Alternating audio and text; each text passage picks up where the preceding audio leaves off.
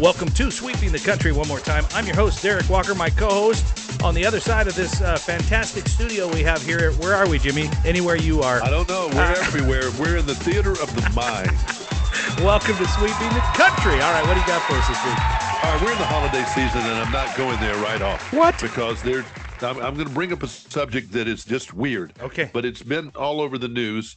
And I'm not one that watches Dateline. I've just never had any interest in most of that. I don't either. I was never captured by I can't remember. She's been in the news a lot lately. But anyway, murders. I'm not. Yeah. I just, 2020, all these shows, there must be a huge market for murder news. There must be. Because, I don't watch it. But not me. But I am curious about one that's in the news right now. And this is involving the Idaho students. Yeah. That have been killed at the off campus at the University of Idaho in Moscow. And how you pronounce it? Yeah, that's right. Moscow, Idaho. Yeah, not Moscow like Russia. It's Moscow. Moscow. Yeah. Moscow. And it's been handled oddly. I agree. From the get-go. I agree. The information's coming out very strange. Now, here's the latest information, and this may indeed be dated. Okay. Because I was wondering, how does somebody kill 4 people, stab them to death, and walk away from it? Yeah, I agree. You know how? I agree. You stab them while they're asleep. Oh, no. And that's what this person did. Oh, no. So now they're saying that. So that makes more sense. Why they've had to keep certain details about this. Now, one of the dads of one of the women, there were 3 women and 1 man killed, said that his daughter had defensive wounds. So she must have tried to, when, one of the other, horrifying, broke her up or whatever. Horrifying. But that's how one person can kill 4. I didn't understand how one person could kill 4 people.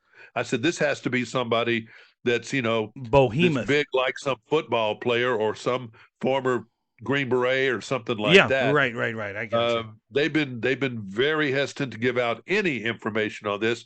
They called it a crime of passion. Now I know why they did that. I've had one of my best friends for a long time was a murder squad homicide detective. Yeah. And I took criminology a little bit in college, a couple hours of it, and I've covered a lot of it as a reporter. One thing, the reason they probably said that is there were multiple wounds on each victim. And often when you have a crime of passion, the person who's the murderer it's not like Dirty Harry that they shoot you in the head or shoot you one time.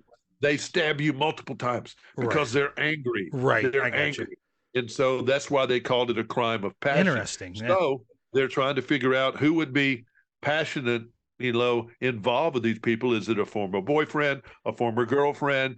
Is it whatever it could be? They kind of know the knife. They've been going around in Idaho, Washington, Oregon to hunting stores and places that sell knives. It's not some butter knife that they were using. They were using one with a pretty long blade, a serrated edge apparently somewhere on there that you would use in a hunting or an outdoor situation. And why must have been stalking them because it was 3 in the morning. They were out eating food at 1 something. So I saw there was some footage of that. We're in the house and slept through it. They slept through this. I find that makes sense now. Yeah, I find that really interesting. Unless there was some alcohol involved where they were passed out or something. But I don't know, and I don't want to put that on anybody. But I find this whole thing fascinating because we talk about, is this person a stalker or was there a love thing going on? We don't know any of that. But with the advent of social media, that person can be relatively unknown until that act happens, because he could be stalking them online. It might not be a situation where he'd ever met them. Or I say maybe it's she. I don't know. We don't know. Well, yeah. And there was so much, blood evidence there. And if there was that, then there probably was a footprint of some sort. They're not talking to us about that. Let's hope they just get them. It was a mess. They said it was one of the most gruesome scenes that they had ever done. Oh boy! You know what? Just for the sake of the families, I hope they find the individual. And I don't care if the individual actually is dead or alive. I really don't. I think in this case, I feel like they're just a piece of trash. And I'm sorry to say it. Or is it somebody who is killing other people? Oh, look, are they just trying to get them? I mean, one of the sisters, I think, of the deceased were saying that for all students to go home, Yeah. this Yeah. is Yeah. scary. We don't know what's going on here. I And saw the school put something out that said, well, there's nothing for the public to be alarmed oh, about. they just gave us And crap about that. It was wrong. They remember they said it's a crime of passion. They said there's no threat to the yeah, community. yeah. Well, that was just wrong, and the chief, I think, apologized for that, but that's Thank unforgivable. goodness. Yeah, I mean, that's just the If there dumbest had thing been I've some ever other heard. murders. Yeah, I agree. Well, they're looking at this, and I think they looked at the other two women who were asleep in the house. Yeah. I'm sure they looked at them as suspects and probably thought they were suspects. Yeah, who knows? I mean, early on, it just didn't sound. In a lot of times, these little towns and colleges, they are not equipped to cover a homicide. Well, I'll tell you Much right less now, a multiple homicide. I'll No tell way. you that's a very small town. It's, you've been to some of the small towns in the inland Northwest, right? Going up the Panhandle, Yeah. and it's that size. I mean, it's a small mid. It's a college town. They Yeah, exist that's for the really all it is. I mean, there's really not a lot else there. So they're not used to, a homicide No. has probably been extremely rare. Oh yeah. In that a suicide probably just as rare. Yeah. But a multiple homicide, particularly a 4, is something I'm sure they've never had to handle. Yeah, horrific. So they called in the state. I understand the FBI might have been a part of this. Good. I think the FBI should be a part of I it. agree. Because it may involve a serial killer. That's why you're not hearing anything. But no one's done a very good job. I hope they just, whoever catches them, does this, because they've been poor but there's been a tremendous amount of building natural interest in this. And, no, it's definitely a national story. And I'll just say, being, from the area in general, it's big in the area and it's big outside the area.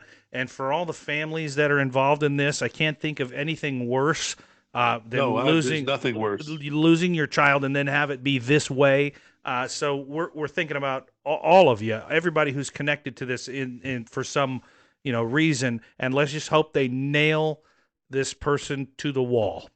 Yeah, if they do make it that far. Yeah. And then the how horrible, to stay on the subject of murder for a second, since we're why not? that, we're knee deep now. The University of Virginia, with the football player. Oh gosh. Went with him to a play, and then came back on the bus with the other football players and shot him up. Yeah. One while they were asleep, 2 others shot, 3 killed, wounded another. And that's a weird story. It's just murder mysteries, and often are very, very strange. What was the woman down in Florida? Casey Anthony, was that her name? Yeah. Anthony. She's back in the news, tried to blame her father for it and all that. That was a famous one.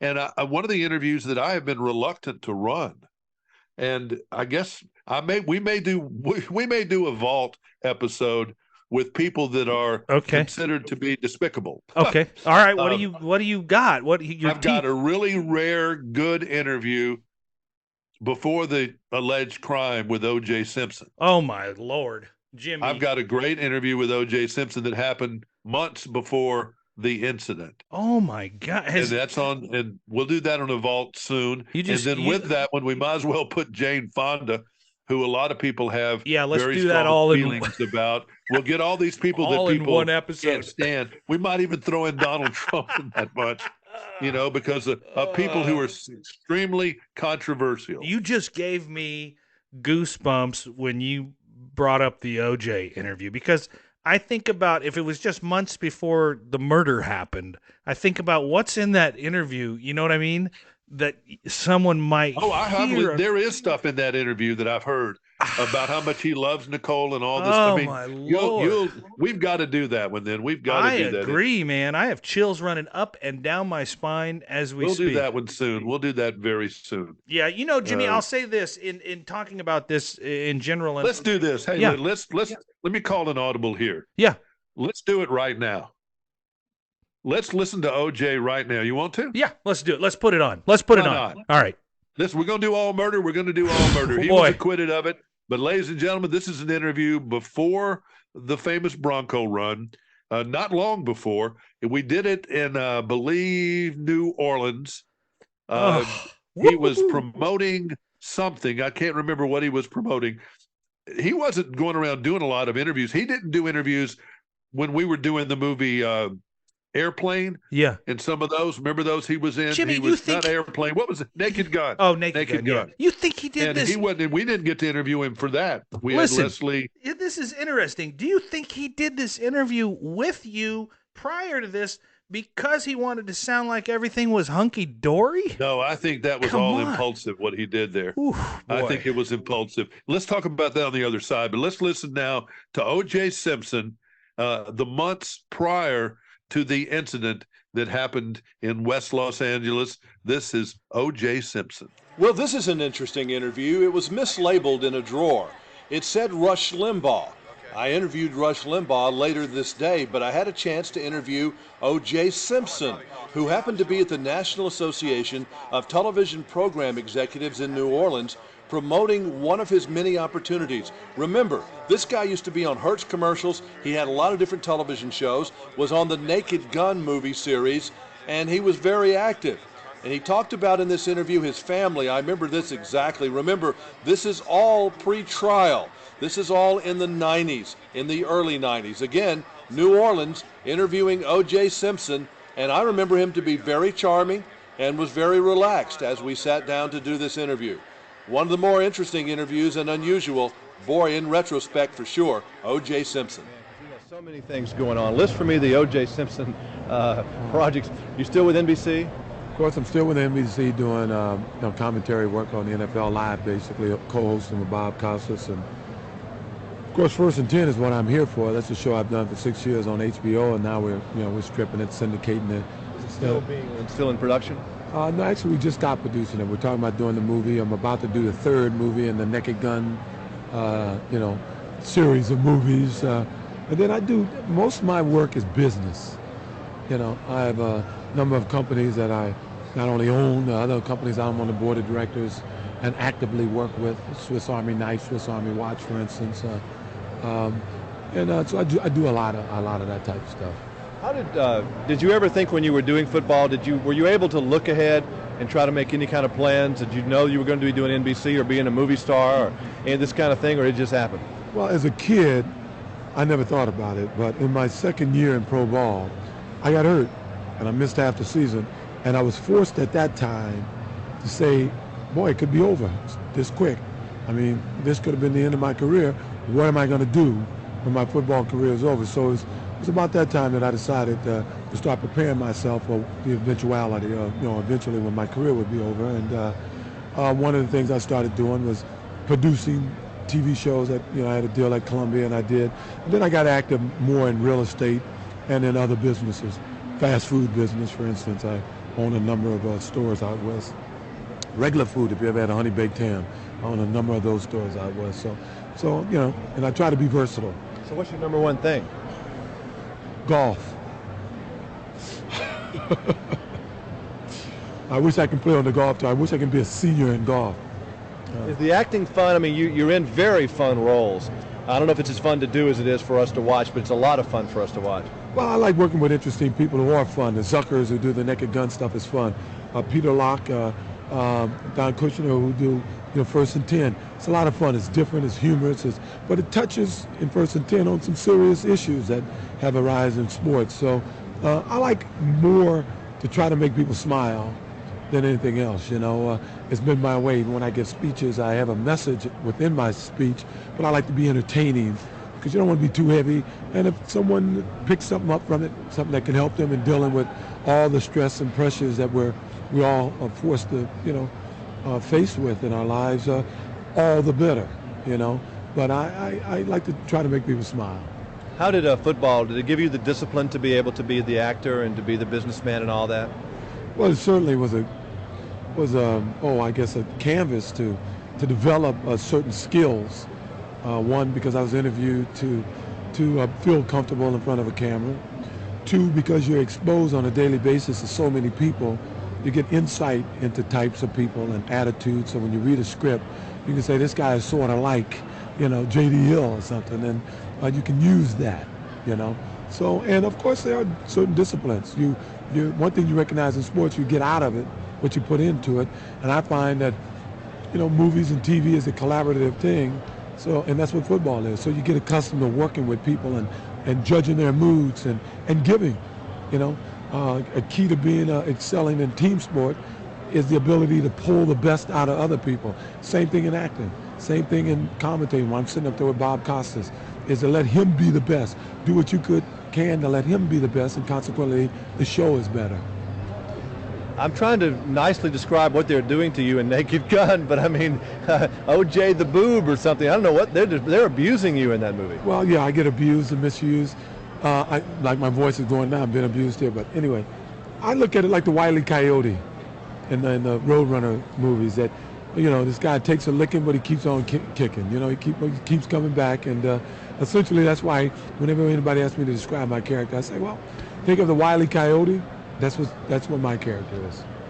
The First and 10 has some pretty girls on there, and a little bit. What do you think the secret of the success of that was? Because there's a little racy, a little bit of everything in there. Well, yeah, I think it was a show that took an interesting subject and situation, took people on the inside of that's football or team sport, and we took it out to the edge humor-wise. You know, we got a little broad with the humor on it, but there was very few things that happened in that show that I couldn't relate to, or one of the players wouldn't say happened. Matter of fact, most of our storylines came out of real life situations, and we just blew it up a little bit, you know. And some things you couldn't blow up enough. Some things that happen in sports, we couldn't even blow it up. We played it for what it was, and people may have saw it and felt that, oh yeah, this is exaggerated, when it wasn't. Finally, when you were in football, I'm sure a goal was either to win the national championship in college, or to win the Super Bowl, or to break a record, or do whatever. How do you set goals for yourself after football that is so goal-oriented? I mean, how do you do that? I'm a firm believer that to succeed in life, you got to have some kind of goal at all times. So you know if you're gaining on it, you think, no, you're losing on it. Some of them are very personal. Right now, all my goals are very personal goals, you know. I have to do with family and stuff, you know. Not only my immediate family, but, you know, what I call my family of friends. So I think you got to have them. That's the only way you can judge if you're gaining ground or losing ground. You don't know where you are unless you know where you're trying to get. I was in L.A. the night of the Bronco race, the Bronco Chase. Unreal. I was in the Four Seasons Hotel. We were getting ready to go to Westwood to do a movie viewing and then do interviews the next day. We were in the hospitality suite. The television was on or something. We had seen the Four Seasons Hotel is on Doheny in Los Angeles, and it's in sort of West Los Angeles. Not quite, but it's near Beverly Hills. But we could look to the west, and you saw these helicopters up there. Somehow someone knew to cut the TV on in the hospitality suite, and we did. And so they started doing the interviews with the Bronco, and we saw it up there. We kind of blew it off. Then we got into the car, the bus, and went over to Westwood. Yeah. And when we got out of the bus there, Westwood is UCLA. Here they come. Down the 405 going north. And with the helicopters chasing them and the sirens and the whole thing, went down the 405. And then it was going eventually, we went to the movie theater at that point. Yeah. We eventually, not very long after that, went into the house. Remember, he got into the house. I think he got there first. Oh, yeah. And went in. They had to coax him to come out. That's right. And all that stuff. So that was going on that whole weekend while I was there. So not only did you. Then on subsequent weekends, I used to take people do the OJ chase. We would not to do the Bronco run, but we would go. We would time it to see how long it would take to go from Nicole's house. To his house. Oh, that was we did it. Big controversy. We did it on Sunday morning and all this kind of stuff to see if it could be done. Yeah. It could barely be done, but it could be done. Amazing. And, amazing. And then, Bella Luna, the restaurant, was still there. That's gone. They changed the street numbers, completely renumbered the streets where she lived, and you can't figure out which one is the house now. They did some geographical changes. They totally tore his house down. Did they? Yeah. They tore it down and built a new house. So there's nothing was there. What is he even doing now? I heard he got busted in lives Vegas. In Florida, I think, and he plays golf all the time. Yeah, he's getting all money from his NFL days. Amazing. Isn't that amazing? In some kind of. So he lives. I think he lives okay. Wow, just amazing stuff. Wow. But anyway, that was a foul. Hey. That was a I didn't expect we'd do that today, but We did. Doggone it, you never know what you're going to get. And I'll tell you right now. You don't even know what we're going to get. I don't know what we're going to get. You send it to me, and they get it. But I think, in thinking about that whole thing, the hair on my back, I got goosebumps. It's standing up on end. And what a great play to call right there, Jimmy. And if you listen to this podcast at all, stuff can get sideways in a hurry. And it sure did today. Definitely. Just some fascinating stuff here on Sweeping the Country. And until next week, we do it again. I'm Derek Walker. He is. I'm Jimmy Carter. Good day. Good day.